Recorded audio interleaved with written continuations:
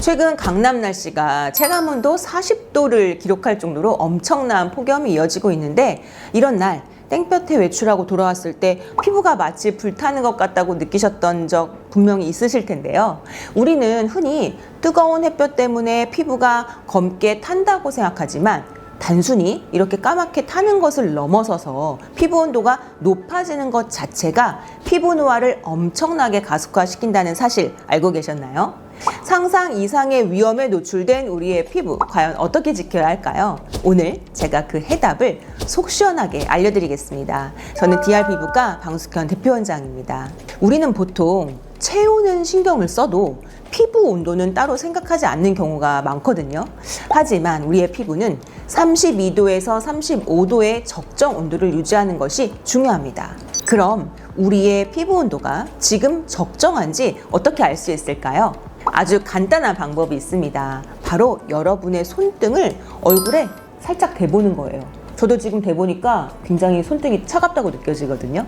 이렇게 만약 손등보다 얼굴이 좀 뜨겁게 느껴진다면 내 피부 온도가 적정 온도 이상으로 올라가 있구나 생각하고 빨리 이 열을 내려줘야 합니다. 그렇다면 피부 온도가 높아지면 도대체 어떤 문제가 생기는 걸까요? 피부 온도가 40도 이상으로 뜨거워지면 그 열이 피부 속에 계속 남아있게 됩니다. 바로 빠져나가지 못하거든요. 제일 먼저 피부 속에 수분이 고갈되면서 피부가 건조하다고 느끼기 시작합니다. 더 큰 문제는 이 열이 계속 피부를 자극하면서 중요한 이 피부 장벽을 무너뜨린다는 거예요. 이 피부 장벽이 망가지게 되면 외부 요인들은 더 잘 들어오기 때문에 피부 노화도 유발될 수 있고요. 이 밖에도 트러블이 생기거나 여드름이 생긴다든지 피부에 염증 반응이 쉽게 발생할 수 있습니다. 그리고 가장 쉽게 느껴지는 것은 한마디로 푸석푸석하고 거칠다라는 느낌이 들기 시작하는 거죠. 피부 온도를 높이는 주범이 뜨거운 햇볕이나 날씨 때문만은 아닐 수 있습니다. 바로 우리 일상에서 뗄래야 뗄 수 없는 스마트폰도 그 주범 중 하나입니다. 여러분도 스마트폰으로 통화를 좀 오래 한다 싶으면 뜨겁다는 거 느끼시죠? 실제로 시원한 실내 공간에서 피부 온도를 측정한 후에 10분 정도 통화를 이어가 보았더니 통화가 끝나고 나서 피부 온도가 30.2도에서 35.9도로 올라가 있는 것을 확인할 수 있었습니다. 심지어 적외선 카메라로 확인했을 때 휴대전화가 닿았던 이 볼 부위의 색깔이 달라져 있는 것도 확인할 수 있었습니다. 스마트폰을 1시간 이상 사용하는 경우에는 피부 온도가 무려 40도 이상으로 올라갈 수 있다고 합니다. 그렇다면 이미 열받은 피부, 어떻게 응급처치를 해야 할까요? 무턱대고 찬물을 뿌리거나 차가운 찜질을 하는 것은 오히려 피부에 좋지 않을 수 있습니다. 피부 온도가 지나치게 떨어지게 되면 혈액순환이 잘 되지 않고 피부의 대사 역시 저하될 수 있거든요.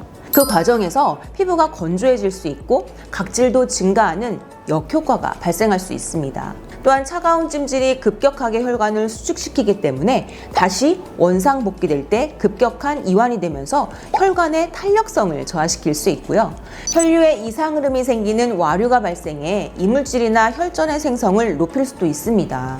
특히 당뇨나 심혈관 질환이 있는 분들 같은 경우는 너무나 차가운 것이 오히려 혈관 수축을 도모해서 안 좋은 일이 생기는 원인이 되고 있기 때문에 주의를 좀 하셔야 됩니다.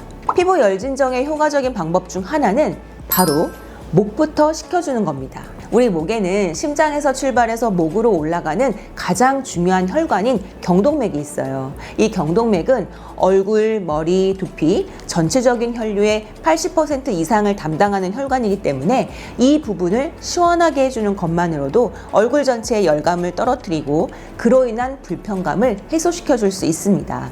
집에서 쉽게 할 수 있는 방법으로는 적당한 시원한 상온 정도의 물에 적신 수건을 목에 감싸주는 것이 효과적입니다. 또한 진정 성분이 들어있는 미스트를 뿌리거나 겔 타입의 수분 크림을 발라주는 것도 좋은 방법입니다. 얼굴에 직접적으로 즉각적인 쿨링 효과가 있는 안개 분사형 미스트를 뿌려서 피부 온도를 낮춰주는 거죠. 다만 너무 심하게 달아오른 열이 오른 피부에 직접적으로 겔 타입의 수분 크림이나 이런 것들을 바르게 되면 오히려 피부에 자극이 올 수 있기 때문에 이때는 미지근한 수건으로 얼굴을 한번 닦아서 열을 조금은 진정시킨 상태에서 바르는 게 효과적일 수 있습니다. 마지막으로 제가 직접 추천하는 여름철 응급처치, 바로 생리식염수 팩 또는 토너 팩입니다. 생리식염수 팩의 준비물은 약국에서 쉽게 구할 수 있는 멸균 생리식염수와 또 화장솜인데요. 피부 진정용으로는 멸균 증류 식염수를 쓰셔야 합니다. 식염수 팩을 만드는 방법은 정말 너무너무 쉽습니다. 일단 집에 있는 화장솜에 냉장고에서 좀 시원하게 보관한 시원한 멸균 생리식염수를 적시는 건데요. 아무래도 생리식염수를 좀 듬뿍 머금 거 있으면 좋기 때문에 너무 얇은 화장솜보다는 조금 도톰한 두께감이 있는 화장솜을 사용하시면 좋을 것 같아요. 이렇게 충분히 적셨으면 피부, 특히 이렇게 볼처럼 열을 많이 받았다고 생각하시는 부위에 붙여주시면 됩니다. 이게 다냐고요? 네, 끝입니다. 이렇게 간단한 방법인데요. 이렇게 적셔서 올려놓고 10분 정도 놔두시면 됩니다. 팩을 떼어낸 후에는 이렇게 수분감이 있다가 없어지면 오히려 피부가 건조해질 수 있기 때문에 피부 장벽 회복에 도움이 되는 아토베리어 크림 또는 제로이드 크림, 이런 수분 보충제를 꼭 발라주셔야 합니다. 사실 이 방법은 병원에서 습식 드레싱 또는 수분 드레싱이라고 해서 저희 피부과 의사들이 실제로 환자들에게도 사용하는 방법인데요. 이런 수분 드레싱을 하루에 10분씩 하루에 한 번만 해주시면 이 피부염증에 대한 완화 효과도, 이런 치료적인 효과도 함께 기대할 수 있습니다. 이 외에도 피부과에서 받을 수 있는 피부 열 진정에 도움이 되는 피부과 시술로는 쿨링 진정 관리, 또 진정 레이저 등이 있습니다. 쿨링 진정 관리는 차가운 기기를 이용해서 피부 온도를 즉각적으로 낮춰주고 피부 진정 성분을 침투시키는 관리고요. 피부 불금증이나 염증을 동반한 열감에는 LDM 관리나 크라이오 관리, 산소 세라피, pH 관리 등이 도움이 될 수 있으니까 전문의와 상담해서 본인 피부 상태에 맞는 시술이나 관리를 고려해보는 것도 좋은 방법입니다. 이제 단순히 햇빛을 피하는 것뿐만 아니라 우리 피부 온도를 낮추는 것이 피부 노화 예방에 얼마나 중요한지 다들 아셨죠?